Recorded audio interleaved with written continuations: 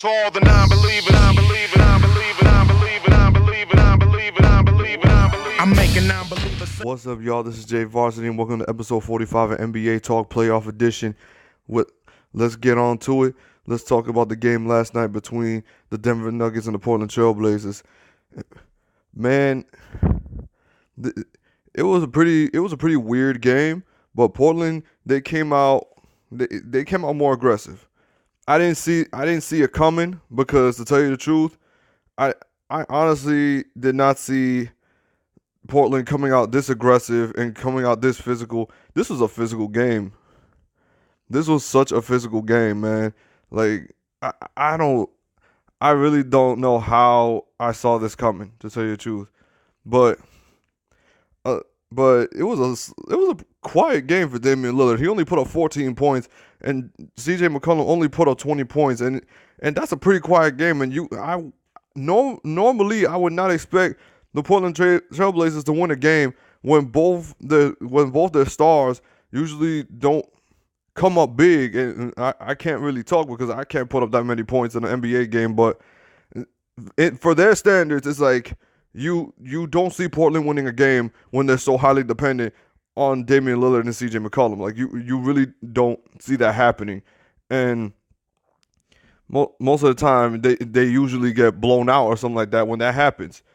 But Denver was really struggling on the perimeter. They were really struggling shooting, like, altogether last night. Like they really were, but the game was just so physical. What's this dude, Craig? I can't remember his first name. He got a busted nose in the first half. He got a busted nose and he was wearing a mask throughout the rest of the game. Yo, I don't know about you, but that takes something. Like, I would not be able to play just because of the paranoia that I'm gonna get hit in the face again. I wouldn't be able to do it. I really wouldn't. Like, I would not be able to do it. And then you see Jamal Murray, that his right thigh is killing him. His right thigh is killing him. Like, he's not moving as smoothly as he usually does. He's not being as explosive as he usually is, and you could clearly see it. Like, it's not taking a toll, but it's showing effect. It's showing effect on him as he plays. And Jokic, he tried to be as dominant as he was in game one, but he wasn't half as that. But Portland, to me, was just a little more physical, and that, I don't know how many rebounds did Denver get in that fourth quarter altogether. Like, what, they get like 14 offensive rebounds, and it became a tight game. It went from a 17-point game to what, a 5-point game, and I don't know how Denver couldn't pull this one out. Like, I really had Denver winning this game last night because I thought that Portland was going to be just a little discouraged with how they played, because Lillard put up such a great performance, but then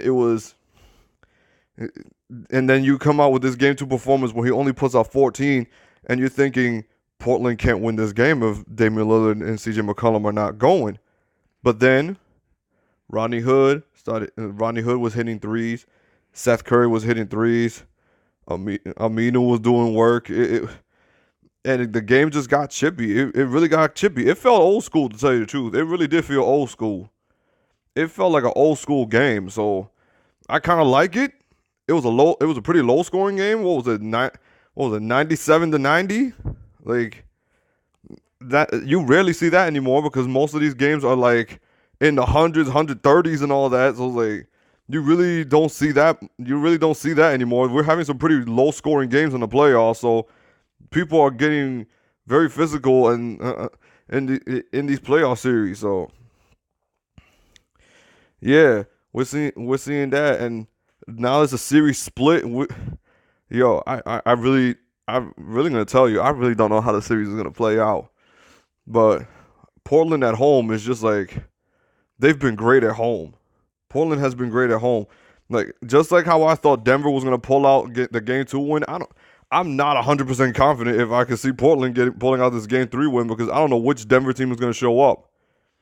The explosive Denver team that came in game 1 or the team that only put up 35 points in the second half in last night's game in game 2. So I really don't know. I really do not know. But yeah, this should be a fun series. I I'm not gonna lie. I still like Portland. I still like Portland to make this a challenging series. But if Denver comes out the way they did in game 1 and in game 3, depending on how much better Jamal Murray gets, to me, Jamal Murray, if he's feeling a little better than how he was last night, then I would be a little more confident that Denver is going to win game 3. I would be a little more confident, and Jokic has to be aggressive in the paint. He has to be more aggressive and look for shooters and keep that same aggressiveness with the rebounds because they were very aggressive with getting those rebounds. And even if you're losing, if you're dominating the boards and giving yourself a second chance to score, you could still stay in a game. Like rebounds play key in this series right now. It really does. But Portland is not going to go out without a fight. They really not. They have become a very scrappy group. Cantor is not a person that you want to take lightly. Even though he's banged up, he kind of showed me up with how physical he was playing. He's looking like he's trying to prove that he could be a starting center. But yeah, this series to me is unpredictable. To tell you the truth, this series to me is unpredictable because, like I said, both teams is like you don't know which team is going to show up. The team that showed up in the first round, or you're going to see a lesser version of that team that just doesn't show up in the second half. But yeah, we'll see how this goes. It should be a fun one. I like I said, I would still take Portland in 6 because I'm not gonna lie, the experience is there, but Damian Lillard needs to show up, and so does CJ McCollum. The rest of that team needs to keep playing as aggressive as they've been because that's the only way you're gonna beat this Denver team. Because if Jokic gets on a groove, then that's it. I say the series is a wrap. If he gets on a groove with Gary Harris, Will Barton, Beasley, Jamal Murray, if the rest of these guys get on a groove, then Portland's going to be very hard to beat. So Portland needs to get very aggressive for the rest of this series. They have to win Game 3 at home. To me, this is a must-win for Portland. Game 3 is a must-win because it's just that important that they win these games at home. It's just that important.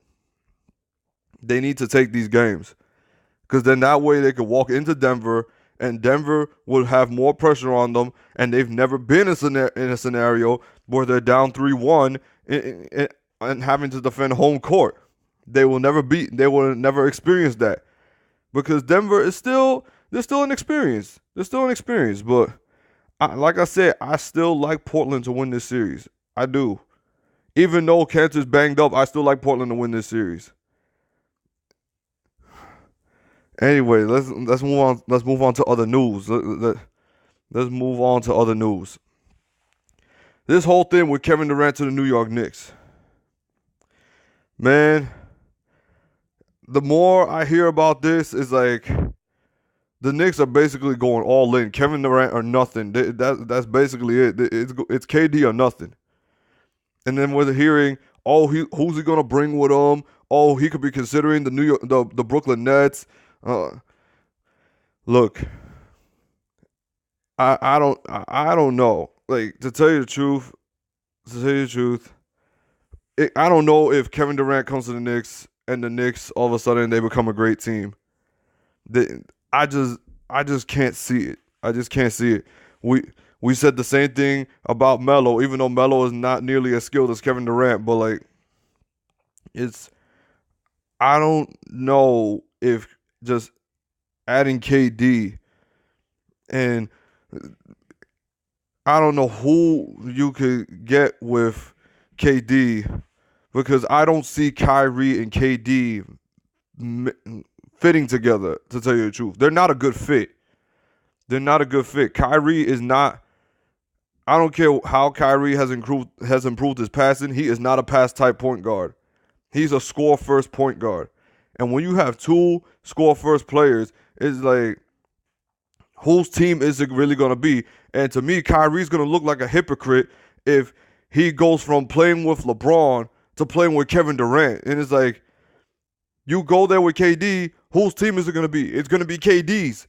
So I don't know. I don't know. And then this whole thing with Kevin Durant getting his own MSG network show, and it's like, I don't. And then they're having the secret meetings with him, which I don't know how the Knicks have not gotten charged with tampering because they've had all these secret meetings with Kevin Durant. It's like, you know KD's gone. You know he's just leaving Golden State. He's leaving Golden State. Like, you just know it.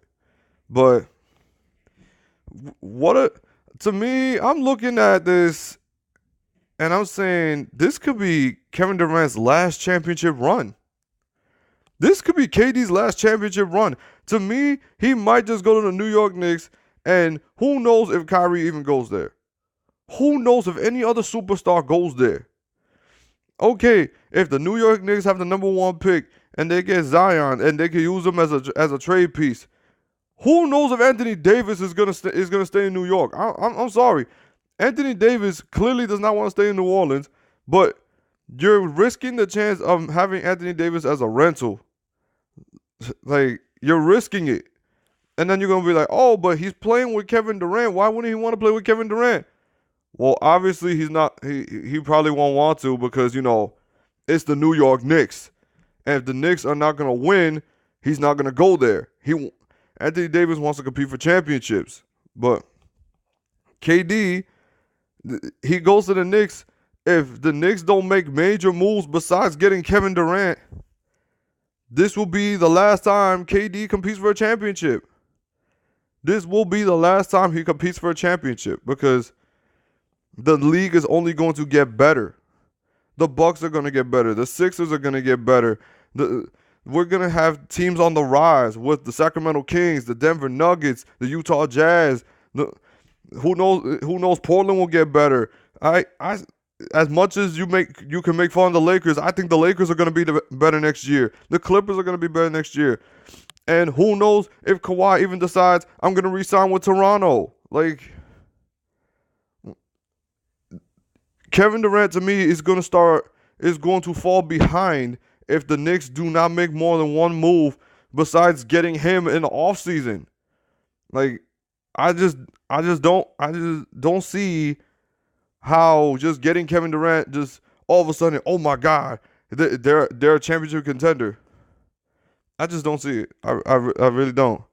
To me, it's just this is KD's last championship run.